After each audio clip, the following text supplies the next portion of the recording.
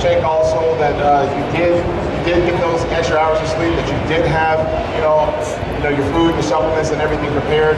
I mean, there was days where, I was stressing myself out so much that I actually would forget to eat, or I actually would forget to go get a massage appointment and stuff like that. So it definitely taught me to learn how to micromanage myself and to stick to an actual itinerary.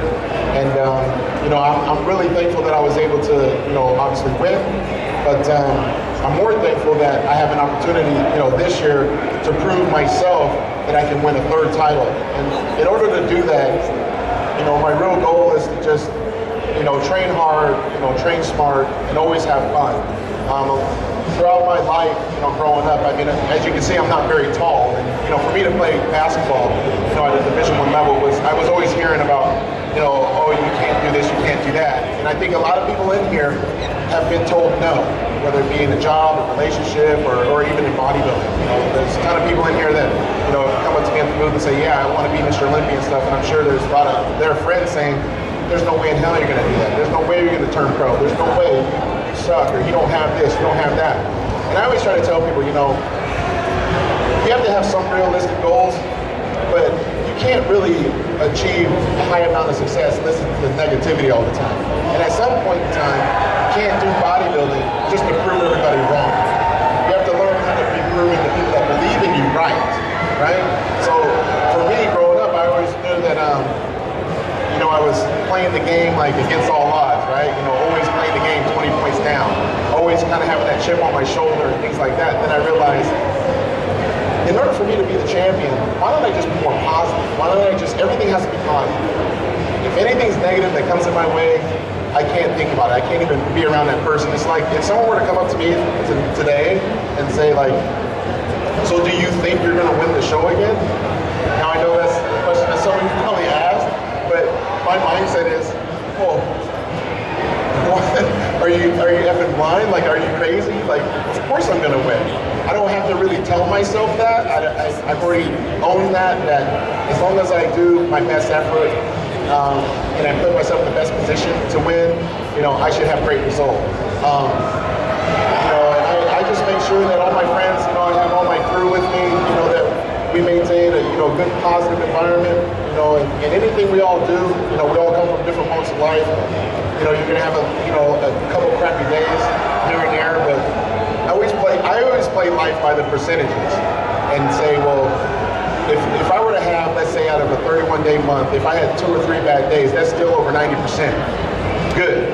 And I think that's what we should focus on, is the good part. If you played it by the percentages, if someone were to say 75% of your life is going to be excellent, I think that's pretty good, don't you think? And I think a lot of the time, we focus so much on the negative part, but yet expect positive results. It's almost like an uphill battle, it makes almost no sense. So, for me to win the 2012 Mr. Olympia, I had to really realize that a lot of people were going to root for the other guy. I was the other guy at one point, when I was climbing up the ranks and Jay and Ronnie were going after it, and then Jay finally won, and everybody was going to say, like, Phil's going to come after it. I can only imagine the things that they told Jay, like, this guy's going to beat you one day, and he was like, well, hell no. He's not going to beat me. I'm the champ. I'm the best. I mean, you just saw him up here. That's the mentality you have to have. But and now I have to own that as well, and realize that it's not a cockiness, it's not an arrogance. It may come off as that a little bit, but anything that we're very passionate about and we're intelligent about and we're really good at, I think you should be excited about it. You should be able to feel strong and say, well, I am going to get that job. I am going to ace that test. I don't think we all prepare to lose. And it's one of those things where I always try to remind myself that I'm going to prepare to put myself in the best position to win, and I expect success. I expect the best out of me. I'm not going to go to the gym and say, well, I'm going to go halfway today, but expect 100% of gains. It's like a complete waste of time. I've gone to the gym and felt like, that 100 pounds weighed 200, but then I had to tell myself, like, either going to get better or you're going to get worse. There's no in between. But I will say this, like, after winning the 2012 Mr. Olympia, I was very relieved that I was able to, enjoy some time with my family and friends. And that was one thing that I really wanted to focus on after winning the first one, was to enjoy this journey and to really enjoy the people around it.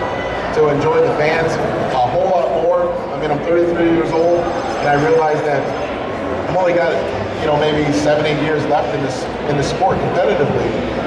So my goal is to really, try to inspire as many people as I can, to try to answer as many questions as I can, to provide, immense amount of motivation, inspiration, and to really just always have a smile on my face because, when I was playing basketball, I didn't realize that at some point that was going to be gone.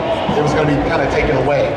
And, I didn't watch a game for like 3 years after I got done playing. And I hope and pray that like when I've done bodybuilding, I can still come to these events and still have a smile on my face. And it's just the legacy that I'm going to leave behind is based on your involvement. And, because when you guys wave those lines for me and Jay and stuff like that, I just think, wow, like, it's so crazy. Like, I could never imagine being Mr. Olympia, but also meeting each and every one of you and having such nice things say to me, that I get to take back with me to Colorado to, push me through every rep, every set, every meal that I don't want to eat, like every freaking fish meal that guys like me and Jay have to eat. I hate fried fish, by the way, and it's just one of those things I'm like, well, I got to do it because I just met this guy the other day that says he does the same thing in my videos. So I'm thinking, well, I have no choice, right? But, really, I just wanted to say, I really appreciate you all. I just want to say thank you, to all that have attended. Thank you for the LA Fit Expo for having me and my crew. And to definitely, watch out because there's no way in hell that Jay's going to win number 5. That's my mentality. I respect him. I love him to death. But, my goal is to, be bigger and better than I was last year and to be smarter while I'm doing it. My day right now, I'm weighing 265. I'm just starting my off season. After the Olympia, I decided to actually take the whole month of December off. That was something that I haven't done before, and the reason behind it was that I was just dead tired. And I think a lot of times people will ask, is it okay to take days off and this and that? Well, if you're as tired as I was, your body needs a rest. So what I did do is I would go to the gym a couple days a week just to get some cleanup work done, do some different workouts, and really just focusing on more of the recovery aspect because anyone that bodybuilds or anyone that lifts, I think if we were to raise our hands and say, well, we all work hard, we're all about gaining muscle and getting lean, but how many of us really think about the recovery aspect of bodybuilding? How do we decrease the soreness? How do we decrease, the aches and pains in our joints and ligaments? And the main thing I did was I realized that I got to be smarter than Jay, I got to be smarter than Kai, I got to be smarter than Branch and all these other guys, and realize that if I can recover faster than all of them, even though they have 10 plus years in age and also experience, then I can come back that next day even more efficient, so then I can continue to improve. So currently I actually get active release therapy, I get full massage, I get acupuncture, I get decompression, I have infrared sauna at my house. I actually do hyperbaric therapy as well.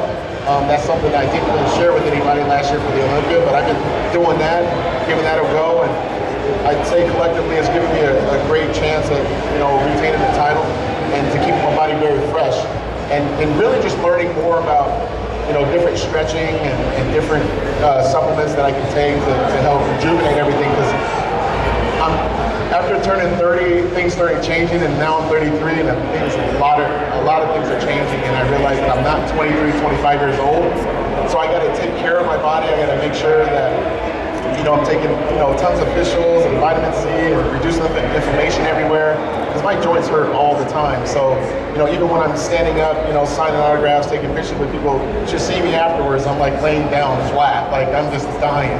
But learning how to recover is definitely going to, keep me in the gym longer and more efficient. But, hey, I'm just really thankful at this point that I've had no injuries. I've had small little ones, but knocking on wood right now, I hope I can stay healthy so that I can put out my best effort yet. And, I'm doing it for you guys. I'm doing it for, my family. I'm doing it for my sponsors. But I'm doing it for the people that truly believe in the sport and guys like me. So with that, I just want to say thank you.